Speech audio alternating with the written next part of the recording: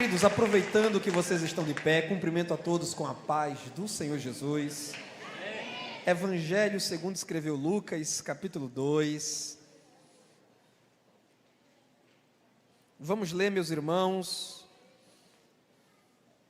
a partir do versículo 41. Quem ama EBD, diga eu.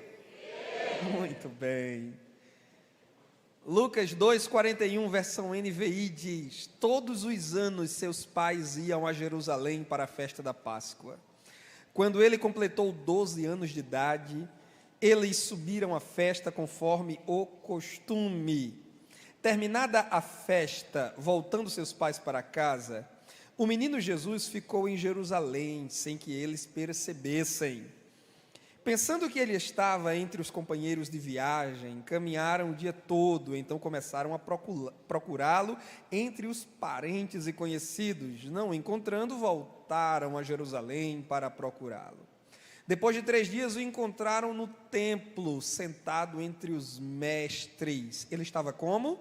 Sentado entre os mestres, ouvindo-os e fazendo-lhes perguntas. Todos os que o ouviam ficavam maravilhados com o seu entendimento e com as suas respostas, e todos dizemos: amém. Obrigado, meus irmãos, podeis sentar em nome de Jesus. Querido, nossa última ministração nesta conferência, e amanhã, querendo Deus, pela manhã, ainda continuo com vocês, porque sempre que venho a Santarém, os irmãos, tiram couro da gente, mas é no bom sentido. E Paulo disse: eu me gastarei, me deixarei gastar pelas vossas almas, Então nós estamos aqui para servir os irmãos o quanto pudermos. Não posso esconder que já sinto saudades da minha esposa, irmã Landa, do nosso filho Lucas Gabriel, e da garotinha que eu ainda não a vi, porque está em gestação na barriga da mamãe, a nossa Ana Beatriz, que já guardamos com muito amor, com muito carinho, e sei que contarei com as orações de vocês pela minha família, que está aumentando um pouco mais, viu, pastor? Está aumentando um pouco mais. Meus irmãos, nossa última ministração é a educação teológica como suporte do discipulado. Quando falamos, aí você localiza na sua apostila, na página 25, como foi na minha ministração ontem, como foi na minha ministração à tarde, agora também será assim. Eu não vou ler todo o roteiro, todo o texto, porque aí está um bônus para você que fez a inscrição, levar esse material escrito para casa e você não vai engavetar. Nós temos o mau costume de pegar sempre a apostila de eventos, escolas bíblicas que a gente participa, chega em casa e joga lá num canto, na biblioteca, numa gaveta, e tem gente que, infelizmente, pega, descarta, como se fosse uma coisa qualquer. Não faça isso não. Isso aí é conhecimento. Isso aí é um tesouro que você tem nas mãos, tá bom? Leia todo o texto de todos os ministrantes que aqui passaram, para que você receba um conteúdo ainda maior, além daqueles que vocês têm recebido nas exposições aqui orais. Mas aí nós falamos, meus irmãos, no primeiro tópico, sobre teologia como estudo sistemático sobre Deus. Sei que todos os irmãos aqui têm conhecimento do conceito mais básico, mais elementar de teologia, Theos, em grego, que significa Deus, logos, que aí é uma palavra com vários sentidos, mas a gente toma aqui no sentido de estudo. Então, teologia é o estudo acerca de Deus. É claro que a pessoa de Deus, o ser de Deus, está muito além do que a teologia, a escola bíblica, o culto e doutrina, os seminários, as EBLs possam dissecar, possam explicar. Bem diz o hino que fez muito sucesso no Brasil: do crente ao ateu, ninguém explica Deus. Nós sabemos um pouco. O apóstolo Paulo, que é reconhecidamente o maior doutrinador no Novo Testamento, ele mesmo disse na carta aos Coríntios, na primeira carta, capítulo 13, agora conhecemos em parte, olhando como que por um espelho. E a gente hoje, olha como é uma questão cultural, Como é importante a gente entender a cultura dos tempos bíblicos, o contexto cultural, para a gente poder fazer uma interpretação correta. Porque a gente fala de espelho hoje, mas a gente não tem a mesma noção que os autores bíblicos tinham quando falavam de espelho. Porque a gente fala de espelho, nossos espelhos hoje são muito né, nítidos, refletem uma imagem perfeita da nossa aparência ali presente, mas nos tempos bíblicos os espelhos não eram tão sofisticados como os nossos, não eram tão límpidos, tão claros, eles eram ofuscados, geralmente feitos de metais. Então, quando Paulo diz, olhando como que por um espelho, de forma ofuscada, de forma parcial, ele está dizendo que o conhecimento e a revelação de Deus que hoje temos é apenas, como já disse certo poeta, uma gota numa imensidão de oceano. É o suficiente para sabermos que Deus é real, que Deus nos ama, que o pecado é grave e levará-nos à condenação, a menos que nos arrependamos, creiamos na provisão que Deus nos deu, a saber, o seu Filho, e vivamos perseverantemente na fé. Então, o conhecimento e a revelação que Deus deu de si mesmo à humanidade é suficiente para a salvação do mundo inteiro. Mas é claro que Deus está muito além, Deus é muito maior. Davi disse, tal ciência é grandiosa e eu não a alcanço de tão alta. Então é evidentemente que nem é a proposta da teologia dissecar o ser de Deus, explicar Deus minuciosamente, mas é descobrir quem Deus é a partir da sua autorrevelação, o que Ele nos entregou, o que Ele nos revelou. E claro, como já dizia Moisés em Deuteronômio, o que não está revelado pertence a Deus, mas o que está revelado pertence a nós homens. E tem um texto lá no livro de Provérbios que eu amo de paixão esse texto. Salomão disse, se não me engano, capítulo 25 de Provérbios, Salomão disse que a glória de Deus é ocultar certas coisas, a glória dos reis é tentar descobri-las. Tem algumas coisas que Deus decretou mistério, sigilo não é de 100 anos não, é sigilo eterno sobre elas, né? Tem coisa que Deus assim colocou sigilo e não adianta você buscar, chorar, ranger os dedos, você não vai descobrir, porque Deus selou, é para Ele. Quer um exemplo de algo que Deus selou é para Ele, e Ele não vai contar para ninguém, e se alguém amanhã por aí, amanhecer e aparecer na igreja dizendo, Deus me revelou que vai ser hoje, pode ter certeza que é falso profeta, é o dia da vida de Jesus. O dia da vinda de Jesus é um negócio tão selado, mas tão selado, mas tão selado, que nem Jesus, enquanto homem, sabia. Enquanto aqui na terra, no seu ministério, nem ele sabia, ele disse isso. Nem os anjos do céu sabem, nem o Filho do Homem. Claro que ele agora sentado à destra de Deus, recobrado a glória que ele tinha junto ao Pai antes que o mundo existisse, como ele pediu que acontecesse, glorificado, exaltado à mais elevada posição, sem evidentemente perder a sua humanidade. Isso precisa ficar claro, né? Porque uma vez que ele desceu do céu para a terra, não deixou de ser Deus. Uma vez que ele retornou da terra ao céu, não deixou de ser homem. Amém, irmãos? E como é que é isso? Não tenta entender, porque antes que você consiga entender como é essa união da dupla natureza de Cristo, divina e humana, você vai perder os seus cabelos e os seus dentes. Não tenta entender. É como a Trindade. Trindade é uma verdade que a gente recebe por fé, mas não tem que explique, tem? Como é que pode ser 3 e ao mesmo tempo 1 e ao mesmo tempo 3? Não tem matemático, filósofo, teólogo, não tem quem explique isso. Isso é um mistério. Spurgeon dizia que certas coisas são como comprimidos. Você engole, não mastiga, porque se mastigar dá gosto ruim na boca. Não adianta querer entender esses mistérios de Deus. Tem que receber pela fé. Glória a Deus. Louvado seja o nome bendito de Jesus. Eu não sei como é que pode ser 1 e ao mesmo tempo 3, 3 e ao mesmo tempo 1. Eu só sei de uma coisa, a Bíblia diz que assim é e eu creio. Assim é e eu prego. Assim é e eu ensino. Assim é e eu canto. Glória a Deus, o Pai bendito. Glória ao Filho muito amado. Glória ao Santo Espírito. Louvado seja o nome santo de Jesus. Mas a teologia, ela vai trabalhando em cima da revelação. Isso a boa teologia.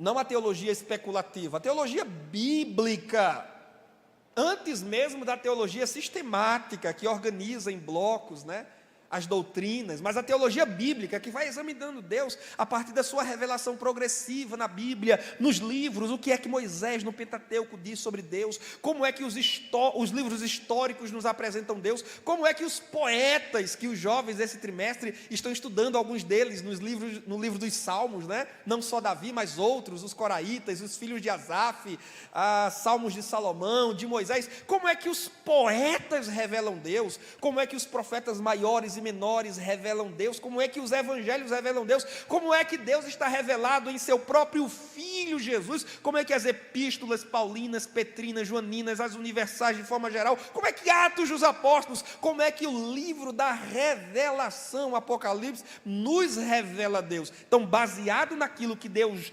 registrou para nós na Bíblia Sagrada, além de uma parcial revelação na criação, a chamada revelação natural, então nós traçamos algumas ideias acerca da pessoa de Deus, o que Ele quer para nós, quem nós somos, para onde nós vamos. E aí eu falo, irmãos, sobre a teologia saudável. É preciso ter cuidado, porque nem tudo que tem nome de teologia presta.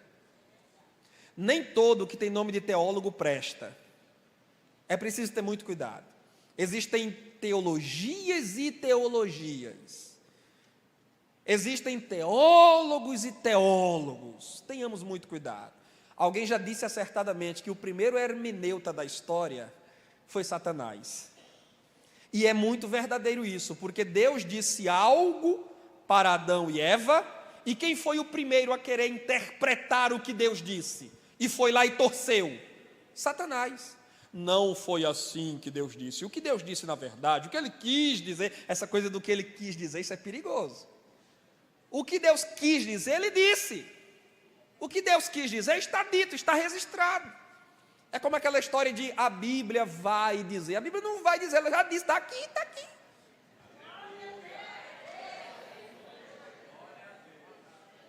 Aí Satanás interpretou, mas na verdade ele interpretou manipulando as palavras de Deus. Deus disse, se comer do fruto proibido vai morrer. Aí Satanás vem e diz, não, na verdade vocês não vão morrer, é que Deus sabe que se vocês comerem, olha, a sugestão da cobiça, da vaidade, do orgulho, se vocês comerem, vocês vão ser como Ele. Eu pergunto a vocês, morreram ou não morreram? Adão e Eva morreram ou não morreram? Afinal de contas, cumpriu-se ou não cumpriu-se a palavra de Deus? A antiga serpente diz, não vai acontecer nada. Deus está dizendo, vai acontecer. E o diabo não vai, tem nada demais. Deus é só amor. É a Xuxa, né? Temos que tirar o discurso de ódio da Bíblia e deixar só as palavras de amor. A mulher que não sabe o que é um culto, se perguntar o que está escrito no Salmo 23, ela não sabe dizer. Se brincar, não sabe rezar, não vou nem dizer orar, não sabe rezar a reza do Pai Nosso. Aí vem querer meter o bedelho. Temos que tirar o discurso de ódio da Bíblia. Vem aqui, chega, vem aqui tirar. Vem aqui. Artista, cientista, filósofo, vem aqui tirar as verdades axiomáticas, imutáveis, intransigentes da palavra. Se tu é cabra macho, como a gente diz lá no Nordeste, vem aqui mudar para tu ver.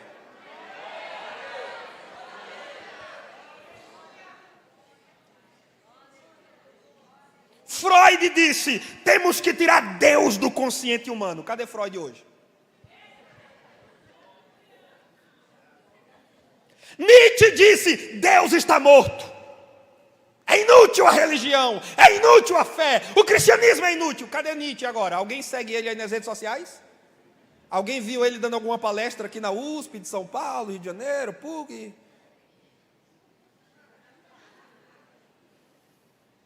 Cadê? Cadê essa turma? Filósofos vêm e vão, cientistas vêm e vão, ateus vêm e vão, fazem a sua zoada, fazem o seu barulho, movimentam as academias. Não dá 100 anos, morre tudinho. E se brincar, Jesus perturba a mente do camarada como perturbou a de Nietzsche, e ele morre dizendo ser aquele que ele passou a vida inteira perseguindo. Eu sou o Cristo, eu sou Jesus, morreu doido. Aí outro dia eu peguei um livro numa livraria, o título era Nietzsche para estressados. Eu digo, um diabo desse? Nietzsche para estressados? Esse cara vai deixar você doido, irmão. Você vai entrar numa depressão, você lê. Eu sei qual é o remédio bom para estressados, eu sei.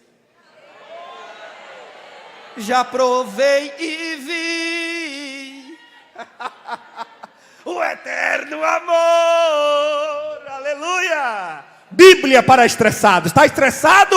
Não vá pescar não, vá orar e ler Bíblia. Vá para os salmos, vá para os evangelhos. Aqui ó, isso aqui desestressa. Pense num livro bom para curar aperreio de crente, é a Bíblia. Livro bom para curar aperreio de crente é a Bíblia. Cuidado. Teologia liberal. A Bíblia não é a palavra de Deus, ela contém a palavra. Cuidado. Não, porque, olha, tem que respeitar, porque o cara é formado, meu irmão. Ele tem doutorado na PUC. Mas ele é aluno da EBD? É o quê? EBD. É o quê, homem? É BD, rapaz. O cara é doutor na PUC, mas não sabe o que é EBD. Não quero ouvir, desculpe, eu não quero ouvir. Eu, Tiago Rosas, não quero ouvir um doutor da PUC que não tem chão de igreja. Ele pode ter anel nos dentes, não é nos dedos, é nos dentes. Ele pode ter feito as tranças de Sansão, em cada uma pendurado o diploma. Se ele não tiver chão de igreja, vá dar aula para os doutores na PUC, em Harvard, em Ohio, o raio que o parta. Mas eu, Tiago Rosas, paro para ouvir a irmã Francisca, que só tem um ensino fundamental, mas conhece de Bíblia.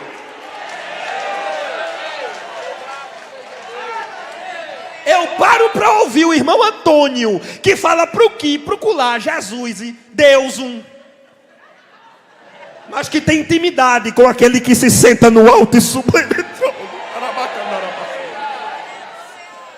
Esses engomadinhos, com sua linguagem rebuscada, cheia de frescurinha, muito grego, muito hebraico, sem aplicação didática para a igreja, e aqui não vai nenhuma censura a exegetas, e nem mesmo a menção de termos gregos e hebraicos no púlpito, desde que você faça isso, como a pedagogia muito bem ensina, não é, irmã Cláudia? O desconhecido deve ser explicado à luz do conhecido. Se você vem para este púlpito para arrotar o Salmo 23 em hebraico, mas não explica isso para a igreja, pedante é o que você é, soberbo é o que você é, arrogante é o que você é. Eu não quero saber se você tem um Salmo 23 em hebraico na ponta da língua. Eu quero saber se você tem o pastor do Salmo no seu coração.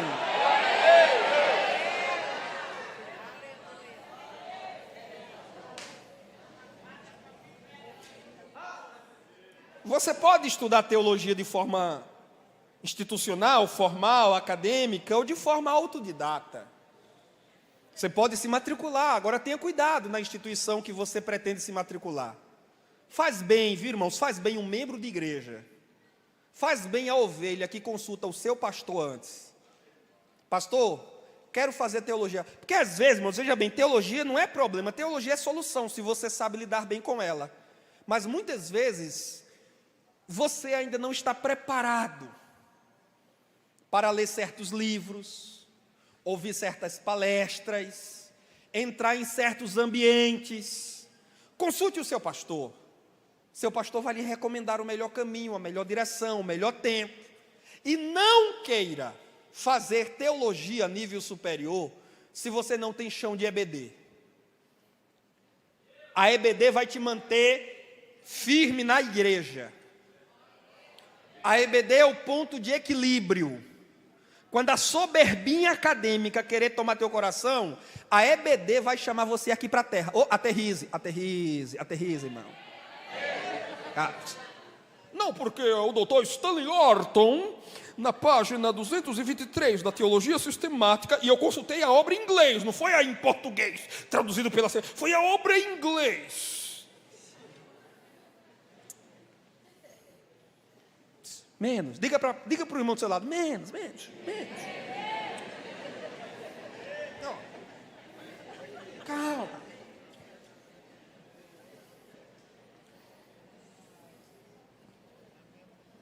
Transposição didática, né, irmã Cláudia? Você pega o conhecimento que está lá em cima, mas você traz para aqui para baixo. Porque o ensino da palavra de Deus não é para girafa de pescoço comprido, é para ovelha de pescoço curto. Tem professor indo para EBD no domingo de manhã com o pescoço muito comprido. Aí coloca o alimento lá em cima da árvore. Os alunos ficam tudo doidos para pegar. Fica tudo pulando. Eita, será que eu vou entender essa palavra, Jesus? Eita, Jesus, ele já falou 1 quilo, eu não entendi 1 grama. Mas eu estou querendo entender. Coitado dos alunos, fica tudo assim, ó. E o professor pendurando lá em cima. Não. Porque lá no aramaico, nas pedras que foram descobertas lá em Qumran, não sei aonde. Traz para cá, baixa mais um pouquinho. Baixa mais um pouquinho para os cordeirinhos poderem comer. Arabá, candarabá, surebe, candarabá. Os cordeirinhos querem comer. Dá de comer os cordeirinhos de Jesus. Ele disse a Pedro, Pedro, apacenta meus cordeirinhos. Pedro, apacenta meus cordeirinhos. Ribiqui, triunfa, surebe, candarabá. Irmãos, estudar é um ato de humildade. Estudar é um ato de humildade. Estudar é um duplo ato de humildade. Só estuda quem realmente estuda de verdade, com seriedade. É claro, tem muita gente aí estudando para entrar em rinhas teológicas, em contendas. Paulo disse que o conhecimento sem amor incha. Conhecimento sem amor incha. Diga comigo, conhecimento sem amor incha. Tem muito professor inchado. Tem muito pregador inchado. Tem muito obreiro inchado. Não se nega que tenham conhecimento. Conhecimento tem, mas falta-lhes o amor. Então o que é que aconteceu? Estufou o peito. Tem conhecimento, não se nega, eles têm conhecimento. Os fariseus tinham ou não tinham conhecimento? Tinham, mas tinham amor? Não. Tinha nada. Quem entra na casa de uma viúva, irmão, para tomar tudo o que ela tem, e no final dizer, eu vou fazer uma oração aqui pela senhora, encher os bolsos de dinheiro, tomou toda a renda da viúva, e agora vai fazer uma oração para tapiar, vocês conhecem a linguagem de tapiar, né? Para enganar, engambelar a bichinha da viúva, esse cara não tem amor. Pois era o que os fariseus faziam, e Jesus os denuncia na cara lá em Mateus 23. Vocês entram na casa das viúvas e devoram tudo, e a pretexto de piedade, vocês fazem longas orações. Mas vocês estão pensando que Deus não está vendo, não, é? Seus hipócritas, enganando as viúvas, se aproveitando porque as bichinhas são ignorantes, as bichinhas não têm acesso aos manuscritos originais, o que vocês dizem elas acreditam, tomam fé, mas Deus está vendo, Ele é pai dos órfãos e é juiz das viúvas. Cuidado, obreiros exploradores, fraudulentos.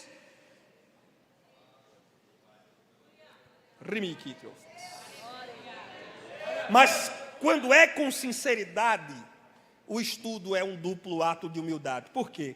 Porque quando você para, como você parou, está aí sentado, uma hora dessa, você está dizendo 2 coisas para mim. Em silêncio você está dizendo 2 coisas para mim.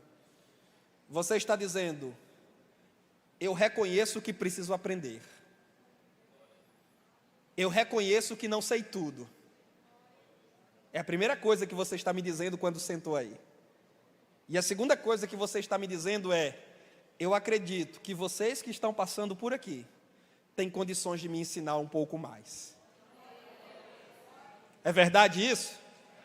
É assim mesmo ou eu estou inventando? Isso é humildade. Você reconhece que precisa aprender, que tem muito que aprender. Quando eu vejo aqui irmãos de idade, e não é só agora no culto para os irmãos, o povão, não, à tarde. Irmãs aqui de 60, 70, 80 anos. Isso é maravilhoso. Você está dizendo para mim que você ainda está vivo. Que você não desistiu. Que você não entregou os pontos e nem vai entregar. Você está dizendo para mim que quer mais, quer mais, quer mais. Você está dizendo para mim que a água chegou até o joelho, mas você não quer água lá, você quer na cintura. E quando chegar na cintura, você não quer parar. Você quer ela no peito. E quando chegar no peito, você não quer parar. Você quer no pescoço. E quando já não puder mais caminhar, você quer continuar. Agora nadando, nadando, nadando, nadando. É verdade, é verdade, é verdade. Mais, mais, mais, mais, mais, mais. Porque a vida com Deus assim é sempre mais. Há sempre novidade.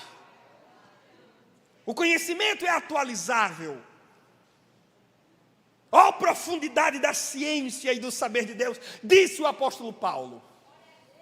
Louvado seja o nome do Senhor. Humildade.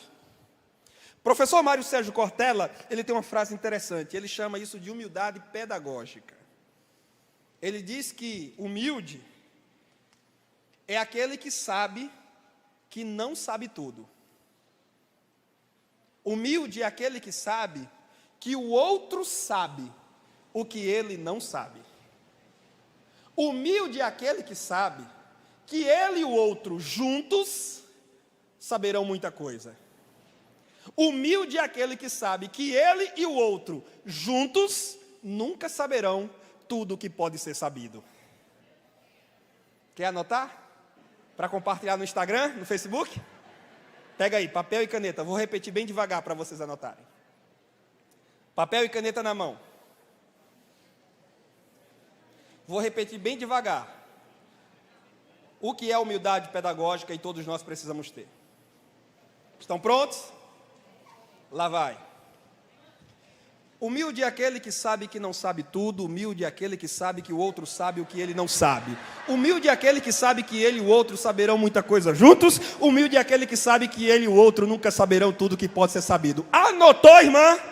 Quem anotou, anotou. Quem não anotou, não anota mais. Problema de vocês que eu já estou sem tempo. Queridos, até Jesus... Até Jesus, Deus encarnado, sentou para aprender aos pés dos apóstolos. E era para aprender, viu, irmã? Era para aprender. Porque se criou um mito de que na adolescência Jesus dava aula para doutores. Já ouvimos pregações e até hinos dizendo isso, mas escutem-me, estamos em um trabalho de escola bíblica. Nós somos intérpretes das Escrituras. Temos que ter muito cuidado na forma como estamos declarando a palavra de Deus. O texto não diz, nem aqui, nem em lugar nenhum, que Jesus com 12 anos dava aula para doutores. Eu consultei, inclusive, comentários bíblicos, onde os comentaristas dizem justamente o contrário disso, e dizem que não se pode fazer tal afirmação a partir desse texto, porque isso, inclusive, é diminuir a humanidade real de Jesus. E Lucas vocês sabem, nós tivemos uma revista já, comentada inclusive pelo pastor José Gonçalves, baseado no livro de Lucas, onde estudamos a perfeita humanidade de Jesus. Quando você diz que Jesus com 12 anos dava aula para doutores, é porque você está ignorando a humanidade dele e está olhando para a divindade dele. Mas lembre-se que Paulo disse que ele anulou-se a si mesmo, aniquilou-se a si mesmo. Ele não usou aqui o seu atributo da onisciência, pelo qual ele poderia descortinar toda e qualquer coisa e não precisar aprender com ninguém.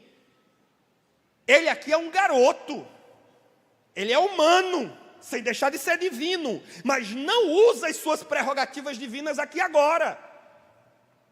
Isaías já profetizava e já falava que ele haveria de aprender a discernir entre o bem e o mal. É claro que em momento algum Jesus foi pecador, a semente do pecado não foi comunicada a ele, não foi compartilhada com ele, mas essa é uma linguagem de Isaías para dizer que ele cresceria, amadureceria e ganharia entendimento. Ou você acha que Jesus, um bebezinho de 2 anos, quando os magos foram visitá-lo, você acha que ali Jesus já falava grego, hebraico, aramaico, português, chinês, russo, espanhol, alemão, francês? Jesus aprendeu a ler, Jesus aprendeu a escrever, Jesus tomava leite materno. Ele viveu, nós vamos aprender amanhã, o desenvolvimento pleno dele. Pastor Elinay Cabral comenta isso na revista de adultos.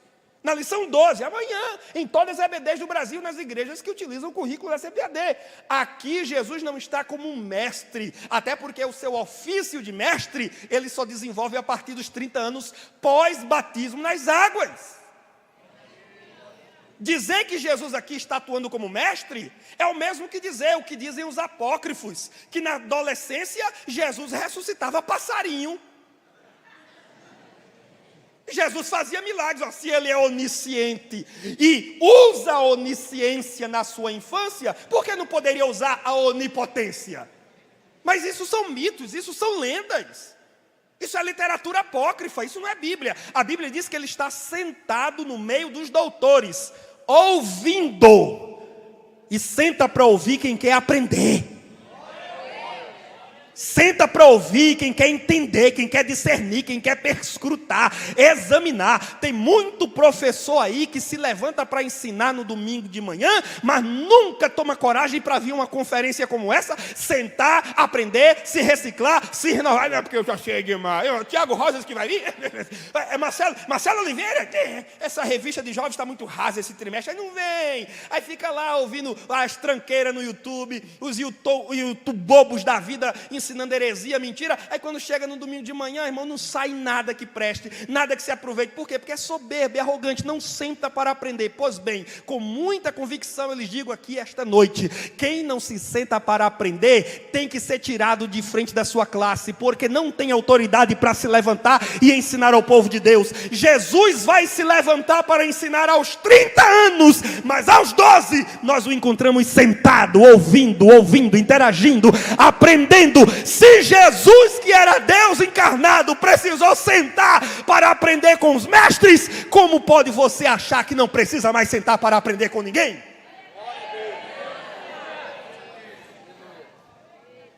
Só se você for a quarta pessoa da Trindade, né, irmãos? Aí deixará de ser Trindade e será quadrindade, ou sabe lá o que, né? Jesus está sentado, ouvindo, fazendo perguntas, e não é pergunta para emparedar os mestres não, é pergunta para conhecer, para saber. E ele também respondia quando os mestres perguntavam a ele. Por isso todos se admiravam de suas respostas. Não era de sua aula, era de suas respostas e da clareza com que ele falava. Por quê? Porque ele tem 12 anos aqui, mas ele não começou a aprender sobre a lei, sobre Israel aqui. Ele vem de uma tradição de pais piedosos. O José e a Maria levavam ele todos os anos a Jerusalém, mas não se engane, ele ia só uma vez ao templo, uma vez ao ano, para a capital, para a sede mundial da religião judaica. Mas lá em Nazaré, onde ele viveu a sua infância, tinha sinagoga, que ele frequentava regularmente com seus pais, certamente. Ou de onde os seus pais traziam para o ambiente doméstico, caso as crianças fossem privadas de visitar, mas os pais traziam da sinagoga para o ambiente doméstico a educação religiosa que ali eles recebiam. O que quero dizer é, Jesus foi aprendendo na sua infância, na sua adolescência, na sua juventude, até chegar o dia do pai dizer, pronto, filho, agora vou te apresentar, tu és o meu filho, hoje te gerei, te apresentei, te revelei ao mundo como meu filho querido, agora vai, prega, ensina, expulsa demônios, salva os pecadores e traz todos eles aqui para mim, louvado seja o nome de Jesus. Meus queridos irmãos e irmãs, eu quero terminar essa minha ministração lendo com vocês o que está escrito no livro de Atos dos Apóstolos. Abram rapidinho suas Bíblias comigo lá. Atos dos Apóstolos, por favor. Capítulo 5, versículo 21. Ou melhor, versículos 19 a 21. Atos 5, 19 a 21. Quem está comigo, diga amém. Quem vai vir na conferência da EBD do ano que vem, se até lá Jesus não voltar, porque será muito melhor que ele volte, mas se ele não voltar, quem vai voltar aqui para a conferência da EBD do ano que vem, diga amém. Amém. Glória a Deus. Mas durante a noite, um anjo do Senhor abriu as portas do cárcere, levou os discípulos para fora e disse, dirijam-se ao templo e relatem ao povo toda a mensagem desta vida. Ao amanhecer, eles entraram no pátio do templo, como haviam sido instruídos, e começaram a ensinar ao povo. 5 perguntas que eu quero responder com base no texto que ora lemos. Primeiro, nós estamos diante de uma ordem. Uma ordem foi dada aos apóstolos do Senhor. De onde veio essa ordem? O texto diz, um anjo do Senhor. Uma ordem veio do trono de Deus. Segunda pergunta: a quem foi dada a ordem? A ordem foi dada aos discípulos do Senhor. Terceira pergunta: aonde eles deveriam ir? O texto diz que eles deveriam ir ao templo do Senhor. Quarta pergunta: o que eles deveriam fazer? Transmitir a mensagem do Senhor. Primeira pergunta: de onde veio a ordem? Do Senhor. Segunda pergunta: a quem foi dada a ordem?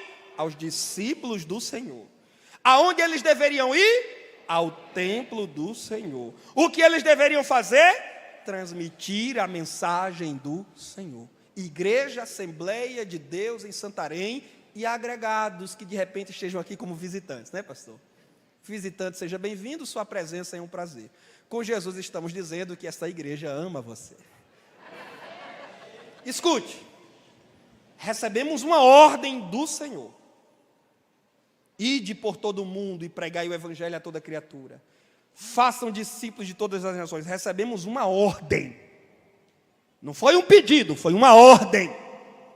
Um decreto imperial do supremo governante do universo. Essa ordem foi dada à igreja, a nós, discípulos de Cristo. E o que é discípulo? O conceito mais básico de discípulo é aprendiz. É aquele que está sempre aprendendo pela audição e pela observação. Discípulo é aquele que recebe a instrução do mestre e imita os passos de seu mestre. Aliás, aí está o conceito mais básico de cristão. É imitador de Cristo. Veio uma ordem do céu para todos nós, nos chamando ao templo, porque aqui é o ambiente onde oferecemos doutrina sistemática, bíblica, popular. Na congregação, a Bíblia não é pró-desigrejamento, a Bíblia é pró-igrejamento.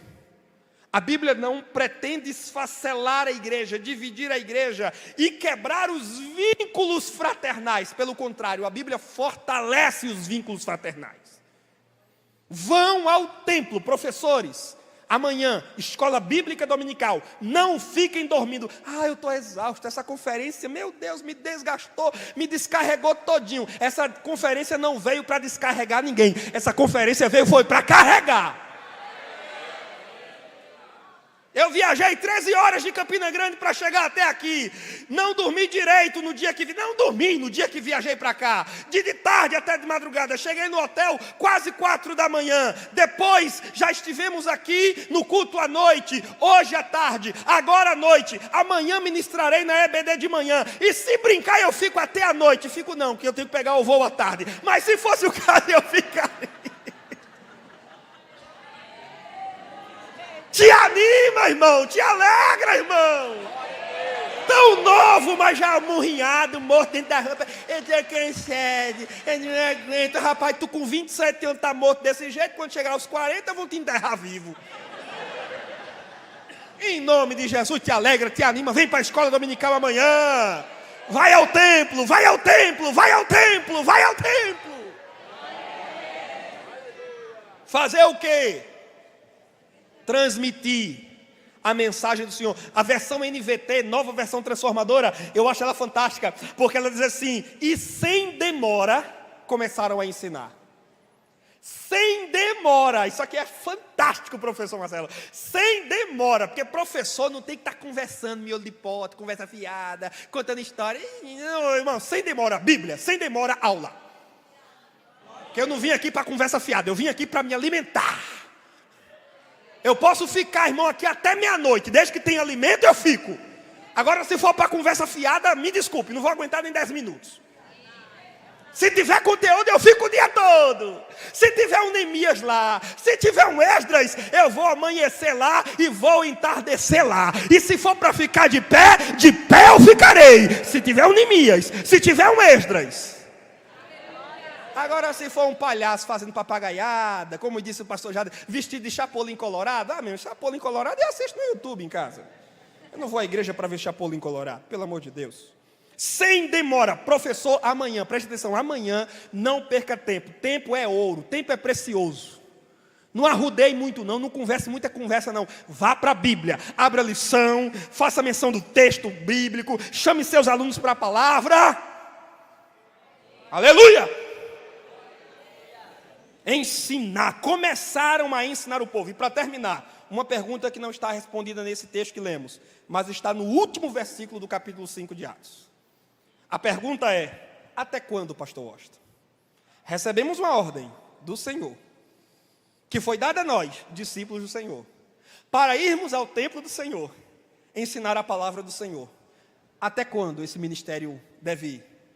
Até quando devemos discipular, pastor? Até quando devemos ensinar, pastor? Até quando devemos investir na EBD, pastor? Deus o abençoe. O Senhor é um homem à frente deste tempo. Enquanto a gente está aqui ministrando, o Senhor está nos bastidores articulando aplicativos para otimizar a escola dominical dessa igreja. Eu oro a Deus para que Deus entregue essa mentalidade de avanço, de progresso no reino de Deus, sem progressismo, porque esse é o progresso que a igreja precisa, não do progressismo ideológico, mas esse progresso redimindo a tecnologia em prol do reino de Deus. Irmãos, que os pastores em todo... irmão, você que me assiste aí, você que me assiste no Rio, em São Paulo, Minas Gerais, na minha Paraíba querida, um abraço para os meus paraibanos arretados, você que me acompanha do Ceará, cabeçudo, Deus te abençoe. Leve essa mentalidade para o teu estado, leve essa mentalidade para a tua igreja, leva progresso bíblico, teológico aí para a tua cidade, conferência de EBD, usa a tecnologia em favor do reino de Deus, treina a juventude aí da tua igreja, para oferecer ao Senhor com excelência o serviço, o culto, o louvor, o trabalho que Ele merece.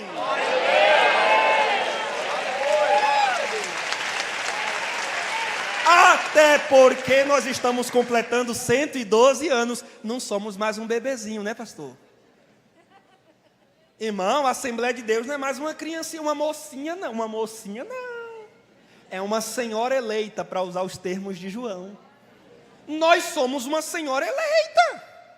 É porque tem gente que pensa que a gente é um bocado de cafuçu, que não sabe falar, que não sabe fazer evento, que não sabe, né? Não tem pregação expositiva aqui é só ré pra prá, reteté, aviãozinho. Não, filho, aqui tem caldo grosso também, aqui tem teólogo, aqui também tem doutrinador, aqui o povo sabe fazer coisa bonita também. Você está pensando o quê? Quem não tem as manhas não entra não sem a instrução de um profissional. Até quando, pastor Washington? Versículo 42. Eu estou fazendo essas graças só para o pastor se aliviar mais um pouquinho comigo no horário. Vamos terminar agora. Versículo 42. Todos os dias, diga comigo, todos os dias. Todos os dias. No templo. Mas não é só no templo, pastor Washington. Porque a visão dessa igreja é bíblica e está perfeitamente correta. No templo e de casa em casa. Aleluia! Aleluia, o diabo vai ter muito trabalho com essa igreja, e eu quero que ele se exploda, porque essa igreja vai continuar assim, ensinando no templo e de casa em casa, no templo e de casa em casa, de casa em casa, de casa em casa, de casa em casa. Aleluia! Todos os dias, incessante, ininterruptamente, todos os dias, no templo e de casa em casa, não deixavam de ensinar e proclamar que Jesus é o Cristo. Meus irmãos, eu não sei quanto tempo vai demorar para Jesus voltar. Talvez ele venha, como o pastor Marcelo disse, ainda hoje, devemos estar prontos para encontrá-lo hoje.